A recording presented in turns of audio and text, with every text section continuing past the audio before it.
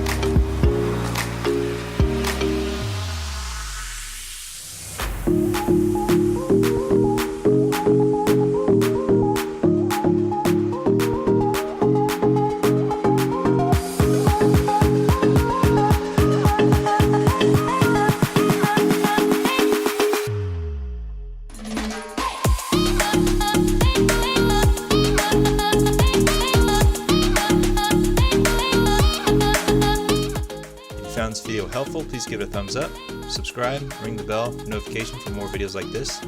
Feel free to leave me any comments or questions below. Until next time, be safe, be kind, take care. I'll see you in the next video.